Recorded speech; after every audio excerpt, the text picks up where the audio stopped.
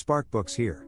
Today, I'm going to explain the book, How You Say It, by Katherine Kinzler. Take care, enjoy the book, and have a nice day. How You Say It, 2020, examines the role that speech plays in structuring society. Through research and intelligent analysis, it shows how our accents, word choices, and other linguistic quirks become part of our identity and change how we see others.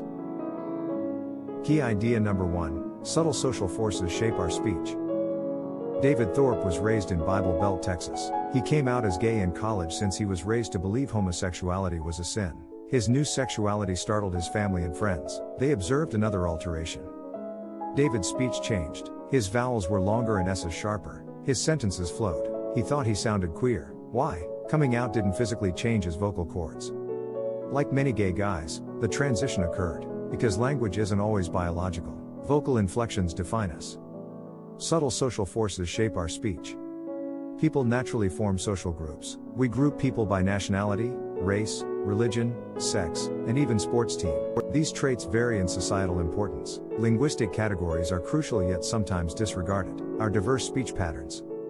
Our speech affects our relationships. Naturally, we get around with language mates. It's deeper. We also prefer speakers with the same accent, inflection, or tone. To blend in, we typically change our speech. Sociolinguist Penelope Eckert investigated this in the 1980s. She found that social group affected teens' pronunciation. She found jocks and burnouts at one high school. Each group spoke differently despite sharing a background. Lunch for jocks is launch for burnouts. Time also divides these. American youths embraced Valley Girl upspeak in the 1990s. Vocal fry, a low, gravely tone, is more common in young people nowadays. In each case, older generations find these speaking patterns irritating or unprofessional. This habit shows people's unconscious prejudice toward their own social groups. Key idea number 2, young people learn languages faster. Take Joseph Conrad and Vladimir Nabokov. Conrad was Polish and French. Russian-born Nabokov spoke Russian as a child. Both men were acclaimed for English language works. These writers must have learned English later. Nabokov spoke with a tinge of Russian, while Conrad had a pronounced Polish accent. English-speaking governess raised Nabokov. That made all the difference. Language learning is simpler for younger people. Adult language learning is hard. You may also know some bilingual kids who seem to have learnt numerous languages easily. Young brains are more pliable and better at learning new languages. Learning a language later in life is doable, but fluency is tougher. ASL adults were studied for this phenomenon.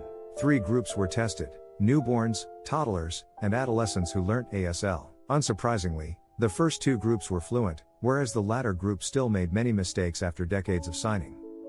This study and others have demonstrated that our ability to learn a new language starts to decline about 7.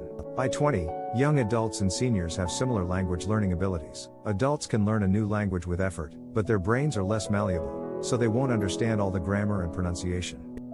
Importantly, your original tongue will always feel more natural. Studies reveal that adults who acquire new languages are less emotionally attached to them. Bilingual adults' native language curse phrases caused a stronger bodily response. Even when you understand new words, your brain feels them differently. Key idea number 3, language unites or divides.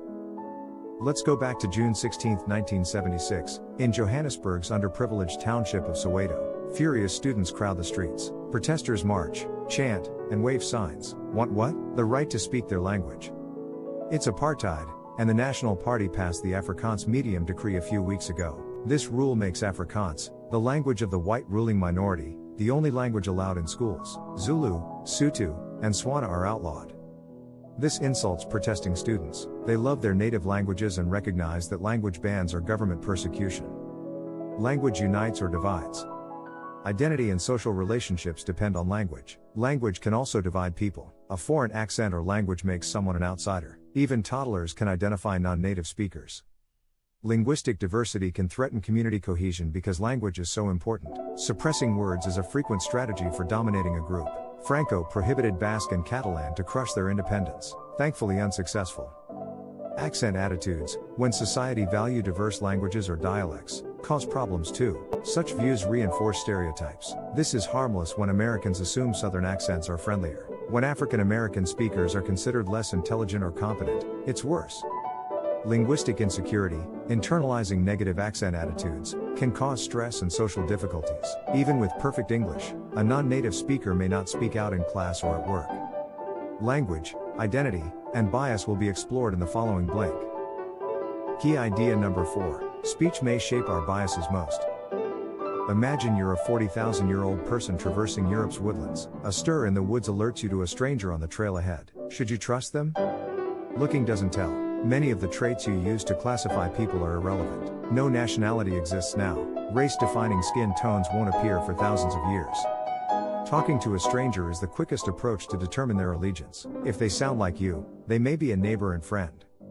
The point: speech may shape our biases most.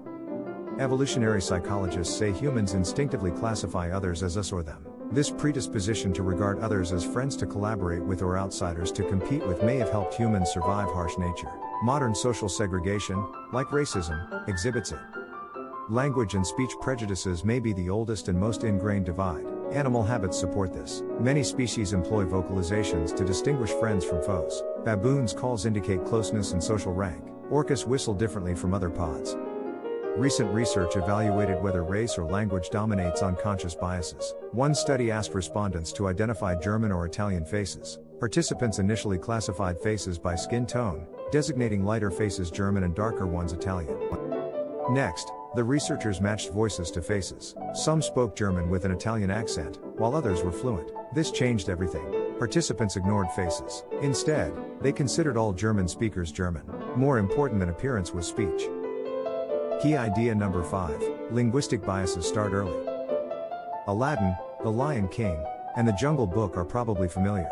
These family-friendly flicks with magical genies, catchy songs, and wonderful interspecies friendships delight kids everywhere. However, they may subconsciously convey a more frightening message: don't trust foreign accents. Unfortunately, in many mainstream films, the good guys speak faultless American English while the bad guys and humorous characters speak with heavy non-standard accents. Compare Simba's plain-spoken English to his villainous Uncle Scar's British snarl. Though minor, these depictions can shape a child's worldview. Humans are born aware of language distinctions. Linguistic biases start early. Linguistic bias favors a particular language. Humans learn this at birth. A fetus can hear her mother's voice. She's predisposed to choose her mother's language over others when she's born. Infant responses to different speakers have been explored. One experiment showed a newborn from English-speaking parents recordings of 2 adults speaking English and French. Each speaker gave the infant a toy. The baby always chose the English speaker's object. The newborn is more familiar with English, thus her survival instinct prioritizes these sounds. It persists in childhood. Children will commonly choose playmates of the same race from a visual selection. When voices are added, they chose youngsters with their accents, ignoring race. These studies suggest that voice is vital to children's worldview. Language prejudice is instinctual at first. However, pairing certain voices with certain characters might generate lasting stereotypes. Key idea number 6. Accepted accent discrimination is widespread. Manuel Fragante qualified for his desired job at the DMV. He was a veteran, high school valedictorian, and lawyer. He also earned the highest in the civil service exam, easily. He wasn't hired after a brief interview. The hiring staff disliked Fragante's Filipino accent. Despite his impeccable English, they believed it made him a poor communicator. Fragante sued for discrimination. He lost despite many appeals. The court upheld accent-based workplace discrimination. Unfortunately, many agree. Accent discrimination is widespread and accepted.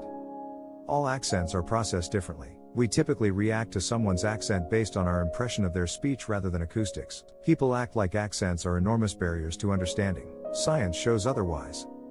American students often claim that foreign teachers are hard to understand. If told they're listening to a native speaker, these children can transcribe accented speech, according to studies. Expecting not to understand seems to be their main issue. Accents have been studied in other areas, such as the housing market. Hispanic pairs bought homes in one trial. These buyers had identical incomes and other criteria on paper. Only one had a stronger accent. The accented speaker was usually rejected. Courtroom discrimination also occurs. Jurors trust standard English speakers more than those with non-standard accents. Deep-rooted bias might disfavor linguistic or ethnic minority in court. This sort of discrimination can be addressed to make society fairer. Key idea number 7. Bilingual children are sharper and more perceptive. That little, fuzzy pet with whiskers, sharp ears, and a tail is called what? English-speaking kids will answer cat to this question. Spanish-speaking children will reply, gato. What if you ask a multilingual English-Spanish child the same question? Will they panic? Will they botch cat-gato hybridization? They'll consider your wording and respond accordingly. Growing up with two languages is said to complicate children's language development. This monolingual myth is false. Bilingual upbringing sharpens and perceptivity. Before the 1960s, many linguists believed bilingualism slowed growth. Bilingual homes in rural Wales and immigrant groups were studied in several research. These studies identified development deficiencies, but further study demonstrated that economic status, not language, caused them. Recent research showed that bilingual youngsters have no cognitive damage. Bilingual children have the same vocabulary as monolingual children after accounting for both languages. These words are often distributed unevenly. Bilingual kids use their languages for different things. The complementarity principle displays brain power. Bilingualism may provide various mental benefits. First, bilingual kids are stronger problem solvers and thinkers. Multilingual youngsters can better imagine others' thoughts, according to research. Bilingualism also prevents dementia and Alzheimer's disease later in life. Now what? First, we should promote language diversity everywhere. Schools should teach youngsters a second language early on and not discourage them from speaking their original languages. Early childhood programs could teach the future generation more languages and greater cross-cultural communication. Speaking conveys more than simply words. Language, accent, and pronunciation convey prestige, relationships, and social position. Accents may unite or divide individuals. To create a fairer and more connected world, we must embrace linguistic diversity and teach our children several languages. To view more content like this, subscribe. Don't forget to like and turn on notifications. The channel really benefits from it. I appreciate you being here.